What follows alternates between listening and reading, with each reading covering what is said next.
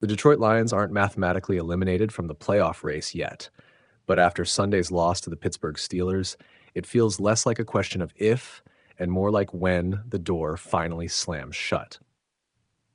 This wasn't just another loss in the standings.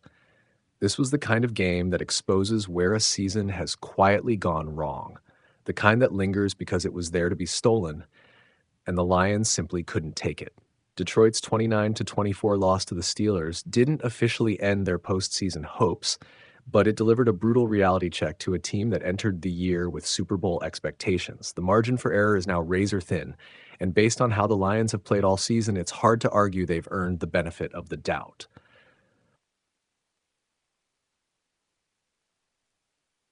A season losing momentum at the worst possible time. For the past 2 years, the Lions were one of the NFL's best stories. An NFC Championship game appearance in the 2023 season, followed by a dominant 15-2 campaign last year, turned Detroit into a legitimate power. The rebuild was complete. The culture was real. The window was wide open. That momentum is gone. Sunday's loss dropped Detroit to 8-7, and it felt symbolic. Not explosive, not embarrassing, just quietly devastating. The Lions didn't get blown out. They simply failed in all the areas that separate playoff teams from everyone else. They couldn't sustain drives. They couldn't control the clock. They couldn't get off the field. And when they finally had a chance to win the game late, execution and discipline failed them. That's not bad luck. That's who they've been this season.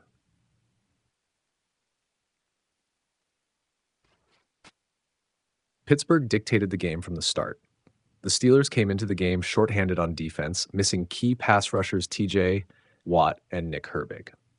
On paper, this looked like an opportunity for Detroit to assert itself offensively. Instead, Pittsburgh controlled the flow of the game almost immediately. The Steelers clearly wanted to keep the game low scoring and grind it into a physical, possession-based battle. That approach worked perfectly. Detroit struggled to pick up first downs for most of the afternoon, and the Steelers consistently won the time of possession battle. Even when Pittsburgh wasn't explosive, it was efficient. Long, methodical drives kept the Lions' offense cold and out of rhythm. The first half was a warning sign. A bizarre first half sets the tone. Detroit went into halftime tied 10-10, but the score was misleading. The Lions never truly felt in control. Their run game was non-existent, forcing Jared Goff to carry the offense almost entirely through the air. While the passing game was functional, it wasn't dynamic enough to punish Pittsburgh's defensive approach. Meanwhile, the Steelers' biggest offensive play of the half came in the final seconds, and it was a gut punch. Kenneth Gainwell ran a deep route, was pulled down on what looked like a standard defensive pass interference by Alex Anzalone, and somehow ended up catching the ball while lying on the ground. Because he wasn't touched after the catch, then he popped up and ran into the end zone for a touchdown with 2 seconds left.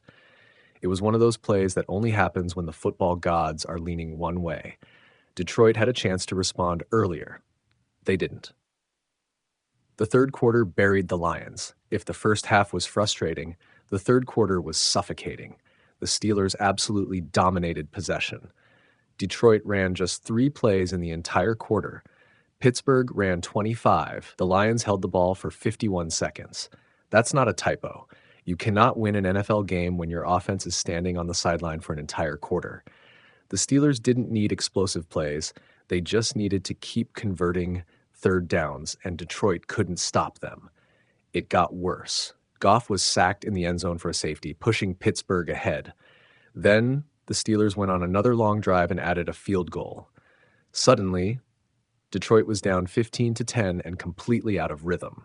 By the time Jaylen Warren broke a 45-yard touchdown run early in the fourth quarter, the Lions were staring at a 22-10 deficit that felt larger than the scoreboard suggested.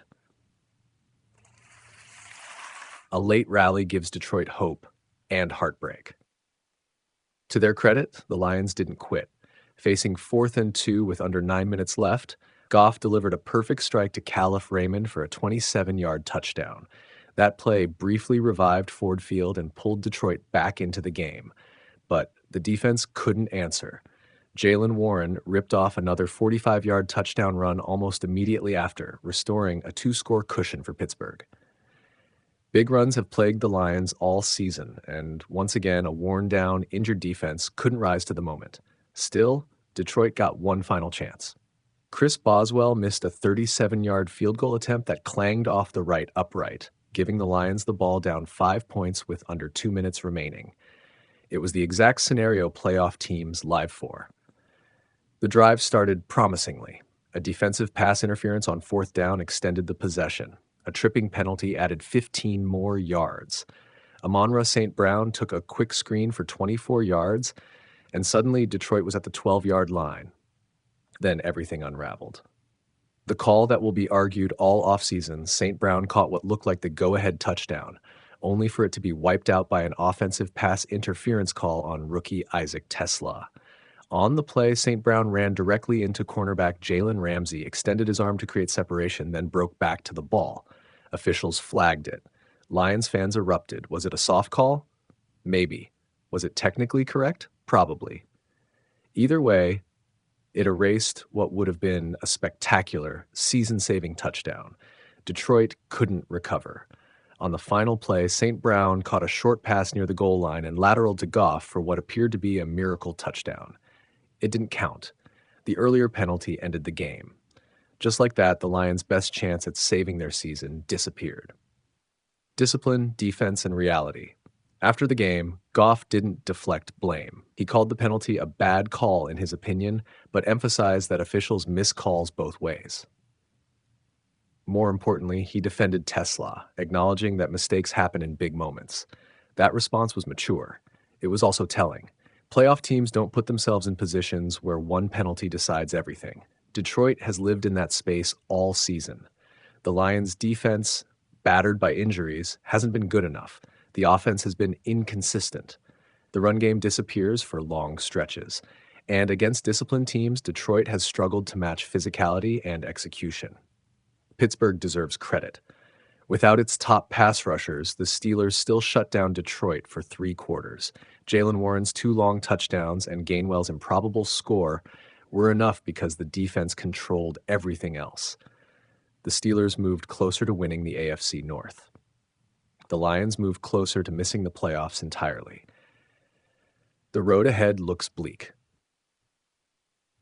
Detroit now needs to win out against the Minnesota Vikings and Chicago Bears and get significant help elsewhere. That's a tall order for a team that hasn't shown consistent playoff-level football all season. This loss wasn't about bad luck or officiating. It was about control, discipline, and execution. And the Lions came up short in all 3 areas. For a team that once looked like the future of the NFC, Sunday felt like the moment reality finally caught up. The Lions